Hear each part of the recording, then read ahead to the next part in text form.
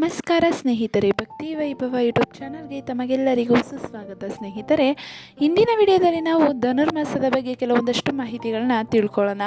ಧನುರ್ಮಾಸದಲ್ಲಿ ಎಲ್ಲ ಮಾಸಗಳಂತೆ ಈ ಮಾಸವು ಶ್ರೇಷ್ಠ ಅಂತಲೇ ಹೇಳ್ತಾರೆ. ಹಾಗೆ ಧನುರ್ಮಾಸ ಆರಂಭ 1 ತಿಂಗಳು ಅಂದರೆ ಡಿಸೆಂಬರ್ 16ರಿಂದ ಜನವರಿ 14ನೇ ತಾರೀಕಿನವರೆಗೂ ಇರುತ್ತೆ. ಅಂದರೆ 1 ತಿಂಗಳು ಈ ಮಾಸ ಇರುತ್ತೆ. ಹಾಗಿದ್ರೆ ಈ ಮಾಸದಲ್ಲಿ ಗೃಹ ಪ್ರವೇಶವನ್ನು ಗೃಹ ಪ್ರವೇಶ ಮಾಡಲ್ಲ, ಶೂನ್ಯ ಮಾಸ ಅಂತ ಕರೀತಾರೆ. ಇದರಲ್ಲಿ ಬಂದು ಯಾವುದೇ ಶುಭ ಕಾರ್ಯಗಳನ್ನು ಮಾಡಲ್ಲ. ಹಾಗೆ ಇಲ್ಲಿದೆ ಪೂಜಾ ಸಮಯ ಮತ್ತು ನಿಯಮ. ಈ ಒಂದು ಮಾಸದಲ್ಲಿ ಯಾವಾಗ ಪೂಜೆಯನ್ನು ಮಾಡಬೇಕು, ಹಾಗೆ ಯಾವ ನಿಯಮವನ್ನು ಪಾಲನೆ ಮಾಡಬೇಕು ಅಂತ ವಿಡಿಯೋ ಮೂಲಕ ತಿಳ್ಕೊಳ್ಳೋದಕ್ಕಿಂತ ಮುಂಚೆ ದಯವಿಟ್ಟು ಚಾನಲನ್ನು ಸಬ್ಸ್ಕ್ರೈಬ್ ಮಾಡ್ಕೊಳ್ಳಿ. ಹಾಗೆ ವಿಡಿಯೋ ಇಷ್ಟ ಆಯಿತು ಅಂದರೆ ವಿಡಿಯೋಗೆ ಲೈಕ್ ಮಾಡಿ, ಶೇರ್ ಮಾಡಿ, ಕಮೆಂಟ್ ಮಾಡಿ. ಸ್ನೇಹಿತರೆ, ದೇವತೆಗಳ ಬ್ರಾಹ್ಮಿ ಮುಹೂರ್ತ ಈ ಮಾಸದಲ್ಲಿ ಶುರುವಾಗುತ್ತೆ. ಹೌದು ಸ್ನೇಹಿತರೆ, ಮುಂಜಾನೆ ಮೈಕೊರೆಯುವ ಚಳಿ, ದೇವಸ್ಥಾನಗಳಿಂದ ಕೇಳಿ ಬರುವ ಸುಪ್ರಭಾತ, ಘಮಘಮಿಸುವ ಬಿಸಿ ಬಿಸಿ ಹುಗ್ಗಿ ಪ್ರಸಾದ. ಹೌದು, ವರ್ಷದ ಅತ್ಯಂತ ಪವಿತ್ರವಾದ ಧನುರ್ಮಾಸ ಅಂತಲೇ ಹೇಳ್ಬೋದು. ಇದು ಬಂದು ಡಿಸೆಂಬರ್ 16ರಿಂದ ಪ್ರಾರಂಭ ಆಗ್ತಾ ಇದೆ. ಇದನ್ನು ಶೂನ್ಯ ಮಾಸ ಅಂತ ಕೂಡ ಕರೀತಾರೆ. ಹಾಗಂತ ಇದೇನು ಕೆಟ್ಟ ತಿಂಗಳಲ್ಲ. ಈ ಸಮಯದಲ್ಲಿ ಮದುವೆ ಮಾಡಲ್ಲ ನಿಜ, ಆದರೆ ಭಕ್ತಿಗೆ ಇದು ಸುಗ್ಗಿ ಕಾಲ ಅಂತಲೇ ಹೇಳ್ಬೋದು.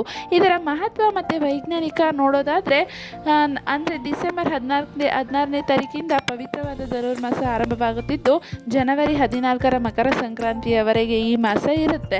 ಸೂರ್ಯನು ಗುರುವಿನ ರಾಶಿಯಾದ ಧನುರಾಶಿಯನ್ನು ಪ್ರವೇಶಿಸುವ ಈ ಕಾಲ ಅತ್ಯಂತ ಪುಣ್ಯಕರ ಅಂತಲೇ ಹೇಳ್ಬೋದು. ಇದೇ ರೀತಿ ಧನುರ್ಮಾಸದಲ್ಲಿ ಸೂರ್ಯನ ನಡೆ ಹೇಗಿರುತ್ತೆ ಅಂತ ನೋಡೋದಾದರೆ ಡಿಸೆಂಬರ್ 16ರಿಂದ ಸೂರ್ಯನು ತನ್ನ ಮಿತ್ರನಾದ ಗುರುವಿನ ರಾಶಿಯಾದ ಧನುರ್ ರಾಶಿಯನ್ನು ಪ್ರವೇಶಿಸುತ್ತಾರೆ. ಜನವರಿ 14ರವರೆಗೆ ಅಂದರೆ ಮಕರ ಸಂಕ್ರಾಂತಿಯವರೆಗೆ ಸೂರ್ಯ ಅಲ್ಲೇ ಇರ್ತಾರೆ.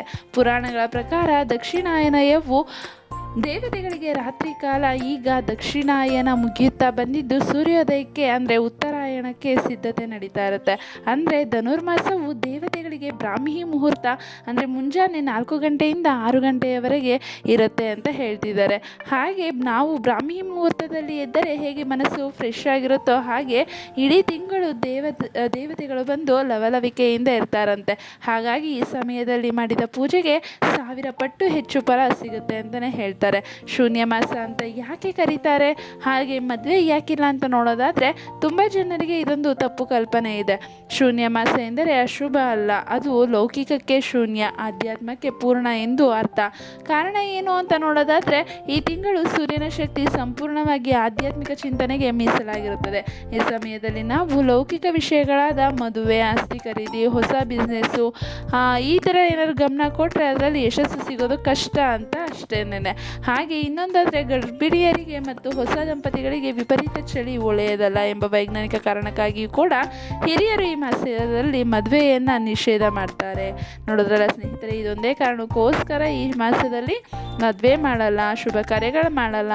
ಹಾಗೆ ಗೋದಾದೇವಿ ಅಂದರೆ ಆಂಡಾಳ್ ಮತ್ತು ತಿರುಪ್ಪಾವೈ ಕಥೆಯನ್ನು ನೋಡೋದಾದರೆ ದಕ್ಷಿಣ ಭಾರತದಲ್ಲಿ ಧನುರ್ಮಾಸ ಎಂದರೆ ನೆನಪಾಗುವುದು ಆಂಡಾಳ್ ಅಥವಾ ಗೋದಾದೇವಿ. ಭೂಲೋಕದಲ್ಲಿ ಹುಟ್ಟಿದ ಗೋದಾದೇವಿ ಶ್ರೀರಂಗನಾಥನನ್ನೇ ಅಂದರೆ ವಿಷ್ಣುನನ್ನೇ ಮದುವೆಯಾಗಬೇಕೆಂದು ಪಣ ತೊಟ್ಟಿರ್ತಾರೆ. ಇದೇ ಧನುರ್ಮಾಸದಲ್ಲಿ ಆಕೆ ಪ್ರತಿದಿನ ಮುಂಜಾನೆ ಎದ್ದು ತನ್ನ ಗೆಳತಿಯರೊಂದಿಗೆ ವ್ರತ ಮಾಡಿ ರಂಗನಾಥನನ್ನು ಸ್ತುತಿಸಿ ತಿರುಪ್ಪಾವೈ ಪಾಶರುಗಳನ್ನು ಹಾಡ್ತಾಳೆ. ಹಾಗೆ ಕೊನೆಗೆ ಬಂದ್ಬಿಟ್ಟು ಆಕೆಯ ಭಕ್ತಿಗೆ ಮೆಚ್ಚಿ ರಂಗನಾಥನೇ ಆಕೆಯನ್ನು ವರಿಸ್ತಾರೆ. ಮದುವೆ ತಡವಾಗುತ್ತಿರುವ ಕನ್ಯೆಯರು ಈ ಮಾಸದಲ್ಲಿ ತಿರುಪ್ಪಾವೈ ಪಾರಾಯಣ ಮಾಡಿದರೆ ಅಥವಾ ಕೇಳಿದರೆ ಕಂಕಣ ಭಾಗ್ಯ ಕೂಡಿ ಬರುತ್ತೆ ಅನ್ನೋ ನಂಬಿಕೆ ಕೂಡ ಇದೆ. ಹಾಗೆ ಈ ಒಂದು ಮಾಸದಲ್ಲಿ ಹುಗ್ಗಿ ಅಂದರೆ ಪೊಂಗಲ್ ತಿನ್ನೋದರ ಹಿಂದಿದೆ ಒಂದು ಆರೋಗ್ಯದ ಗುಟ್ಟು ಅಂತಲೇ ಹೇಳ್ಬೋದು. ಧನುರ್ಮಾಸದಲ್ಲಿ ದೇವಸ್ಥಾನಗಳಲ್ಲಿ ಹೆಸರುಬೇಳೆ ಮತ್ತು ಅಕ್ಕಿಯಿಂದ ಮಾಡಿದ ಹುಗ್ಗಿ ಅಥವಾ ಪೊಂಗಲ್ ಪ್ರಸಾದ ಕೊಡುತ್ತಾರೆ. ಇದು ಕೇವಲ ರುಚಿಗಲ್ಲ, ಅಂದರೆ ವಿಜ್ಞಾನದ ಪ್ರಕಾರ ಡಿಸೆಂಬರ್ ಜನವರಿ ತಿಂಗಳಲ್ಲಿ ಚಳಿ ವಿಪರೀತ ಇರುತ್ತೆ, ದೇಹದಲ್ಲಿ ರೋಗ ನಿರೋಧಕ ಶಕ್ತಿ ಅತಿ ಕಡಿಮೆ ಇರುತ್ತೆ.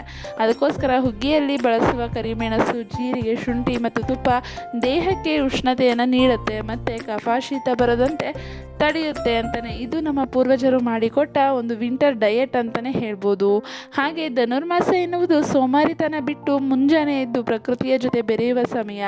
ಅಂದರೆ 1 ತಿಂಗಳುಗಳ ಕಾಲ ಈ ಒಂದು ರೂಢಿ ಮಾಡಿಕೊಂಡ್ರೆ ನಿಮ್ಮ ಮಾನಸಿಕ ಒತ್ತಡ ಕಡಿಮೆಯಾಗಿ ಹೊಸ ಚೈತನ್ಯ ಬರುವುದಂತೂ ಖಂಡಿತವಾಗ್ಲೂ ಇರುತ್ತೆ.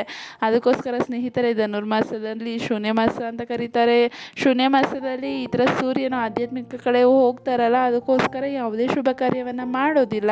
ಹಾಗೆ ಚಳಿ ಹೆಚ್ಚಾಗಿರೋದ್ರಿಂದ ಮದುವೆಯನ್ನು ಕೂಡ ಮಾಡೋದಿಲ್ಲ. ಹಿರಿಯರು ಇದನ್ನು ಸಂಪ್ರದಾಯ ಪ್ರಕಾರ ನಡೆಸ್ಕೊಂಡು ಬಂದಿದ್ದಾರೆ. ಹಾಗೆ ತಿರುಪಾವೈ ಮತ್ತು ಆಂಡಾಳ್ ಇವರ ಕಥೆಯನ್ನು ಕೇಳಿದ್ರಿ ಅಲ್ವಾ. ಸೊ ಅದಕ್ಕೋಸ್ಕರ ಧನುರ್ಮಾಸ ತುಂಬ ಶ್ರೇಷ್ಠ ಅಂತಲೇ ಹೇಳ್ಬೋದು. ಮುಂಜಾನೆ 4 ಗಂಟೆಯಿಂದ 6 ಗಂಟೆವರೆಗೆ ನೀವು ಬ್ರಾಹ್ಮಿ ಮುಹೂರ್ತದಲ್ಲಿ ಪೂಜೆ ಮಾಡಿದ್ದೇ ಆಗದಲ್ಲಿ ದೇವತೆಗಳು ತುಂಬಾ ಆ್ಯಕ್ಟಿವ್ ಇರ್ತಾರೆ. ಆವಾಗ ನಿಮಗೆ ತುಂಬ 1000 ಪಟ್ಟು ಪೂಜೆ ಮಾಡಿದ ಫಲ ಸಿಗುತ್ತೆ ಅಂತಲೇ ಹೇಳ್ಬೋದು.